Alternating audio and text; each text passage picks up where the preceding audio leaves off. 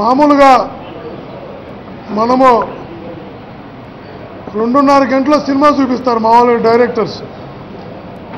Cinema డైరెక్టర్లో cinema చూపిస్తారు 2.5 అవర్లోనే మొత్తం పుట్టుక పెరుగుదల చివరి వరకు 2.5 గంటలు మొత్తం అయిపోతుంది. కానీ ఈ ప్రభుత్వం 3 సంవత్సరాలకి సినిమాలు చూపిస్తూనే ఉంది. రాష్ట్ర ప్రజలకి అందరికీ సినిమా చూపిస్తూనే ఉంది.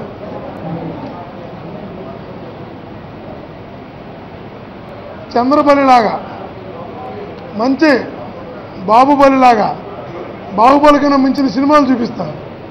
ఎప్పుడు రోజు ఒక సినిమా, మొన్న ఒక సినిమా, నిన్న ఒక సినిమా, ఈరోజు ఒక సినిమా. మేము అడుగుతున్నాం ముఖ్యమంత్రి గారిని, అయ్యా ముఖ్యమంత్రి గారు మళ్ళీ కొత్త రాజధాని సినిమా చూపిస్తాను రమ్మన్నాం అందరికీ. అందరిని ఇప్పుడు ఆహ్వానించి అసెంబ్లీ వాయిదా వేసి సినిమా పిలిచారు. నిన్న ఒక సినిమా రిలీజ్ అయింది, ఈరోజు ఒక సినిమా రిలీజ్ అవుతుంది. రోజు అసెంబ్లీలో సినిమాలు. అడుగుతున్న ముఖ్యమంత్రి గారిని, ఈ రాజధాని సినిమా ఇప్పటివరకు ఒక ఇటుకరాయి వేశారా అని అడుగుతున్నా. 3 సంవత్సరాలకు ముందు నుంచి చెప్తూనే ఉన్నారు, ఇప్పటి వరకు ఒక ఇటుకరాయి కూడా వేయలా. ఇటుకరాయి పక్కన పెడదాం, ఎక్కడ పర్మనెంట్ రాజధాని వాళ్ళకే తెలియదు. రాజధాని సినిమా అయితే రెడీ అయింది, ఇక థియేటర్ రెడీ కాల. థియేటర్ కోసం వెతుకుతున్నారు, ఏ థియేటర్లో వేయాలని. ఎక్కడ రాజధాని కట్టబోతున్నారు, ఏ ఏరియాలో కట్టబోతున్నారు, ఎప్పుడు స్టార్ట్ చేయబోతున్నారు. ఇప్పటి వరకు దానికి గతి లేదు, సమాచారం అంతకన్నా లేదు. ఎయిర్పోర్ట్లో పోతే కూడా అప్పుడప్పుడు ఎయిర్పోర్ట్లో ఫ్లైట్ లేట్ అయిందంటే చాలు మొత్తం స్క్రీన్ మీద మొత్తం చంద్రబాబు నాయుడు అందమైనటువంటి అడ్వర్టైజ్మెంట్ బొమ్మలతో వస్తూ ఉంటుంది రాజధాని బొమ్మ. జీవితకాలం అడ్వర్టైజ్మెంట్లేనా, సినిమాలేనా, తాత్కాలికమేనా, పర్మనెంట్ రాజధాని అన్నావు. ఎక్కడ రాజధాని కట్టబోతున్నావో ముఖ్యమంత్రి గారు మీకైనా తెలుసా? ఏ ప్రాంతంలో కట్టబోతున్నావో చెప్పగలవా? ఏ సర్వనామంలో కట్టబోతున్నావో చెప్పగలవా? ఏ సమాచారం ఎవరికి లేదు. దీని వెనకాల ఏముంది? దీని వెనకాల ఏమైనా ఒక వ్యాపార దృక్పథం ఉందా? దీని వెనకాల ఏమైనా ఒక కుట్ర ఉందా? దీని వెనకాల ఉన్నటువంటి ఆ చిదంబరం రహస్యాన్ని కూడా చెప్పని విజ్ఞప్తి చేస్తున్నాం. ఎక్కడ కడతారో తెలియదు, ఎప్పుడు కడతారో తెలియదు, ఎలా కడతారో తెలియదు. సింగిల్ టెండర్లో సింగపూరాలు కడతారంటారు, ఒకరోజు వాళ్ళకి ఫ్రీగా ఇచ్చామంటారు, ఒకరోజు వాళ్ళకి కన్సల్టీకి ఆ డిజైన్ చేసి ఇది రప్పించామంటారు. అంత పరిపాలన అంతా అస్తవ్యస్తం, గందరగోళం, కన్ఫ్యూజన్. అంటే మేము అనుకుంటున్నాం అది కూడా ఒక రకమైనటువంటి భూముల కొనుగోళ్లు కావచ్చు, ఇతరత్ర కావచ్చు, మొత్తం సెటప్ చేసుకున్న తర్వాత ప్రాంతాన్ని సినిమా రిలీజ్ చేసినట్టు బాహుబలి 2 రిలీజ్ చేసినట్టు రిలీజ్ చేస్తారు. అర్థం కాదు. ఏదేమైనా ముఖ్యమంత్రి గారు జీవితకాలం జనాలకి సినిమాలే చూపించద్దండి, మభ్య పెట్టద్దండి. ఒక్కొక్క దాన్ని 3 సార్లు శంకుస్థాపన చేయకండి. తాత్కాలిక రాజధానికి 3 సార్లు శంకుస్థాపన, పర్మనెంట్ రాజధానికి ఎన్నిసార్లు శంకుస్థాపన. ఇప్పుడు సినిమా షూటింగ్ స్టార్ట్ అయింది, ఒక ఫస్ట్ రిలీజ్ వచ్చింది. ఇంకెన్ని సినిమాలు చూడాలి, ఇంకెన్ని శంకుస్థాపనలు చూడాలి, ఎక్కడెక్కడ చూడాలో అర్థం కావాలి. ఏదేమైనా కూడా ఒక క్లారిటీ లేకుండా అంతా కన్ఫ్యూజన్తో ప్రజలను మభ్యపెడుతూ, ప్రజలను మోసం చేస్తూ, రైతులను మోసం చేస్తూ, నిజంగా చిన్నకారు రైతులను మోసం చేస్తూ, రైతు కూలీలను మోసం చేస్తూ, ఒక రియల్ ఎస్టేట్ వ్యాపారంగా రాజధాని పేరుతో రియల్ ఎస్టేట్ వ్యాపారం చేసుకోవడానికి బరితెగించడం బాధాకరం. కాబట్టి ఈ సినిమాని మీరు కూడా చూడవలసిందిగా, ఎందుకంటే మరలా మనకు దొరుకుతుంది అవకాశం విజ్ఞప్తి చేస్తున్నాం. అంటే పవర్ పాయింట్ ప్రెజెంటేషన్ పిలిచారు ఈరోజు ముఖ్యమంత్రి గారు. ఇది ఎన్నో పవర్ పాయింట్ ప్రెజెంటేషన్ అని నేను అడుగుతున్నాను. ఇంతకుముందు చాలాసార్లు పవర్ పాయింట్ ప్రెజెంటేషన్ అని చెప్పేసి ఇన్వైట్ చేయడం జరిగింది. ఈరోజు ప్రతిదీ టెంపరీ పర్మనెంట్గా ఒక్క ఇటుకన్నా పేర్చారా ఈ రాజధానికి? ముందు 3 సంవత్సరాల నుంచి ప్రతిదీ కూడా టెంపరీ. ఒకసారి బోయపాటి శ్రీని అంటారు, ఒకసారి రాజమౌళి అంటారు, కొత్తగా మొన్న మళ్ళీ క్రిష్ అన్నారు. మళ్ళీ రేపు పొద్దున ఏదైనా సినిమా హిట్ అయితే మళ్ళీ ఆ డైరెక్టర్ పేరు చెప్తారేమో ఈ ముఖ్యమంత్రి గారు. ఎన్ని పవర్ పాయింట్ ప్రజెంటేషన్లు ఇస్తారండి. కనీసం ముందు ఒక పునాదన్న రాజధానికి పర్మనెంట్ బిల్డింగ్స్ వేయవలసిందిగా ముఖ్యమంత్రి గారిని కోరుతున్నాను నేను. ఎందుకంటే ఈ పవర్ పాయింట్ ప్రజెంటేషన్లతోని, ఈ డైరెక్టర్లతోని, ఈ డిజైన్లతోని ఇవన్నీ పక్కన పెట్టి ముందు పని కార్యక్రమం పూర్తి చేయవలసిందిగా కోరుతున్నాం మేము. ఈరోజు బడ్జెట్లో మేము ఏదైతే ప్రధానంగా ఈరోజు జరుగుతున్నాయో క్వశ్చన్ అవర్లో సోషల్ వెల్ఫేర్ గురించి కొన్ని క్వశ్చన్ అడిగినాం.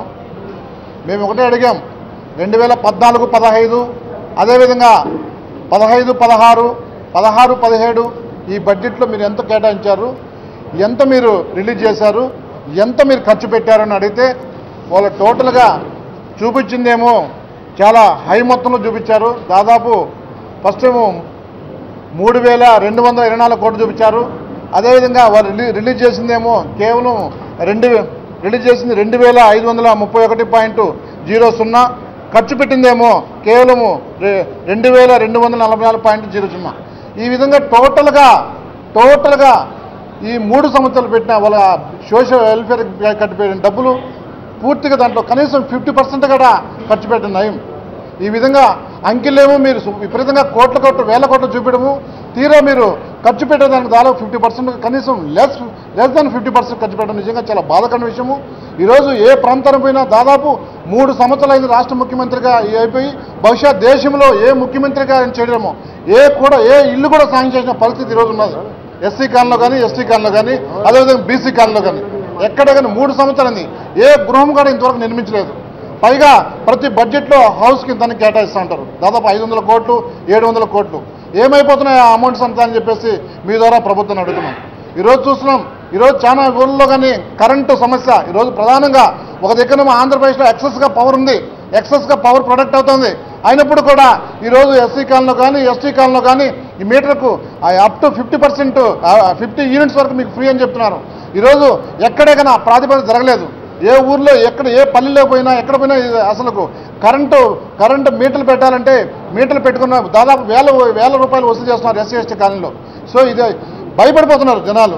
అదేవిధంగా ఈరోజు చూస్తున్నాం, మినిమం కనుక మౌలిక సదుపాయాలు లేని పరిస్థితి ఈరోజు గ్రామాల్లో ఉన్నాయి.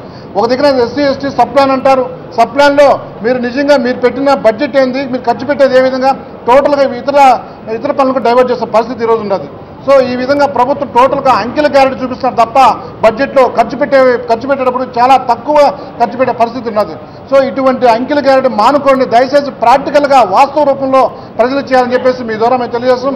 ఖచ్చితంగా ఏదైతే ఎస్సీ ఎస్టీలు కానీ ఈ బడ్జెట్లో అలికేట్ చేసిన అమౌంట్ పూర్తిగా ఖర్చు పెట్టాలని చెప్పేసి మేము డిమాండ్ చేస్తున్నాం. ఈరోజు ప్రశ్నోత్తరాల సమయంలో ఈ రాష్ట్రానికి మూలాధారమైనటువంటి పోలవరం ప్రాజెక్టుకి ఇప్పటివరకు కేంద్ర ప్రభుత్వం ద్వారా మీరు తెచ్చిన నిధులెన్ని అని చెప్పి ప్రశ్న అడగడం జరిగింది. నేను దానికి తగిన సమయం మాకు ఇవ్వకపోగా ఈరోజు వారు ఇచ్చినటువంటి లిస్టులో కేవలం 2,916.54 కోట్లు మొన్న 2016కి మాకు అందింది అనేటువంటి మాట మరి సంబంధిత మంత్రివర్యులు చెప్తూ ఉన్నారు.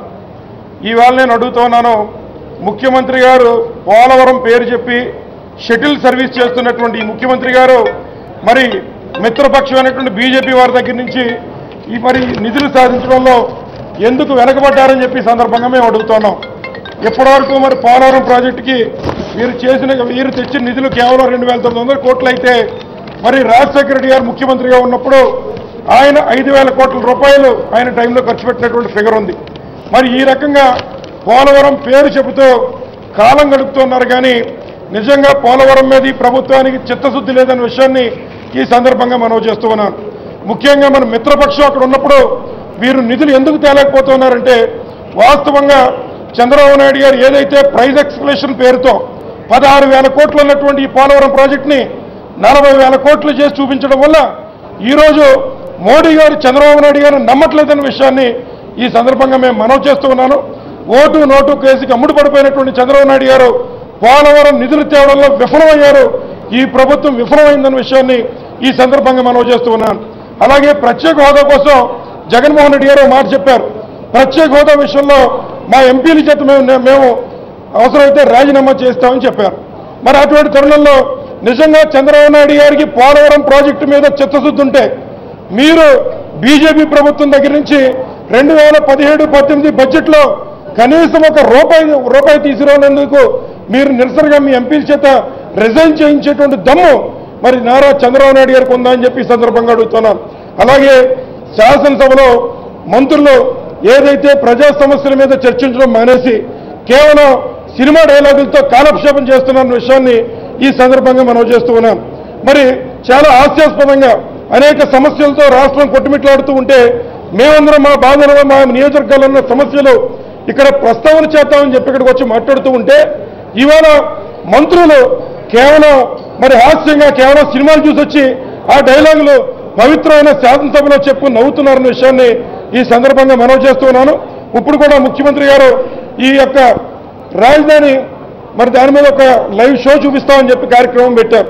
ఇదంతా కూడా ప్రతిపక్షానికి సమయం ఇస్తే దానికి సమాధానం చెప్పలేమనేటువంటి భయంతో మరి నేడు చేస్తున్నటువంటి కార్యక్రమం రాజధాని రియల్ ఎస్టేట్ బ్రోచరు అది కేవలం నారా చంద్రబాబు నాయుడు గారికి సంబంధించినటువంటి వారు మంత్రులు వారు అనుయాయులు చేస్తున్నటువంటి ఒక రియల్ ఎస్టేట్ బ్రోచరే తప్ప అభివృద్ధి కార్యక్రమం కాదు. దానికి ఉదాహరణ ఒక్క ఇటుకు కూడా ఎప్పటివరకు మరి పర్మనెంట్ గా ఈ కార్యక్రమం నేను చేస్తున్నాననేటువంటి కార్యక్రమం ముఖ్యమంత్రి గారు చెప్పలేకపోవడమే ఒక కారణం అనే విషయాన్ని ఈ సందర్భంగా మనం చేస్తున్నాం. Thank you.